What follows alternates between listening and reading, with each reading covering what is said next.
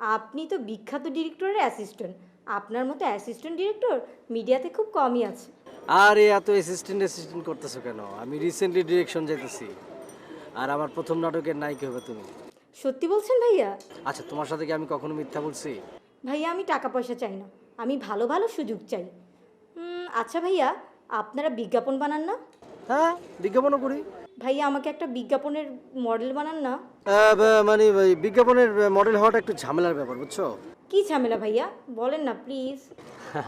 সব কথা তো আর মোবাইলে বলা যায় না। তুমি এক কাজ করো, তুমি তো বাসায়, তো তুমি আগামীকাল দেখা করো। ওকে ভাইয়া। ওকে, রাখি, ভালো থেকো। হ্যাঁ, বাই। হ্যালো। আই, তোমার ফোন এতক্ষণ বিজি ছিল কেন? কার সাথে কথা বলতেছো? কার সাথে মানে? তোমার ফোন আমি 10 মিনিট ধরে বিজি পাইতেছি। তুমি ফোন বিজি রাখো নাই, বলো কার সাথে কথা বলতেছিলা তো? আহা, তুমি বুঝতেছো না কেন? আমি তো অ্যাসিস্ট্যান্ট ডিরেক্টর। বড় বড় আর্টিস্টরা সবসময় অ্যাসিস্ট্যান্ট ডিরেক্টরে ফোন করে বিভিন্ন বিষয় জানার জন্য।